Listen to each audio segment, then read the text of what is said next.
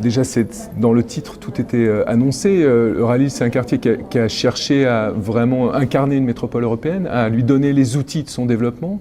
Les outils de son développement, c'est la turbine des mobilités, c'est les connexions à toutes les échelles, et notamment l'échelle européenne, avec bien sûr le lien transmanche, mais également la connexion à Paris qui reste déterminante. Donc pour qu'une métropole soit européenne, et vraiment cette échelle européenne, Euralille a proposé une infrastructure à ce territoire.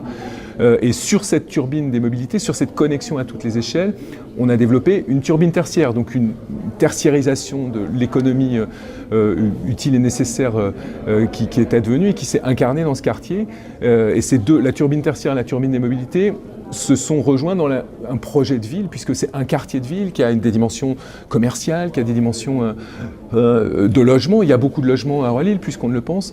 Donc ces deux turbines et cette nécessité de faire ville au cœur de la cité a produit ce projet qui a vraiment, en tout cas, cherché les bonnes connexions avec l'échelle du développement territorial, l'échelle européenne.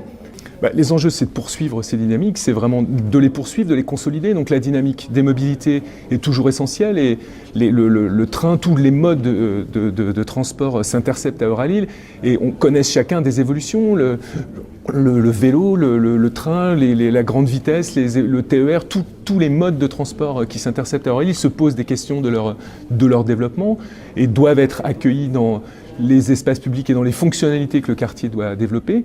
La turbine tertiaire, elle doit se développer, l'aventure économique se poursuit sur Euralille. Aujourd'hui, on peut créer de nouveaux produits immobiliers, mais qui doivent répondre à leur temps, qui sont des machines à travailler, qui sont des espaces avec beaucoup de mixité programmatique. Donc on doit réinterroger le logement, on doit réinterroger les espaces publics, on doit continuer à faire que cette machine fonctionne, parce que c'est une machine fondamentalement nécessaire pour la métropole. Et on doit développer toutes les dimensions de la ville dans cette nouvelle phase qui est Euralille 3000.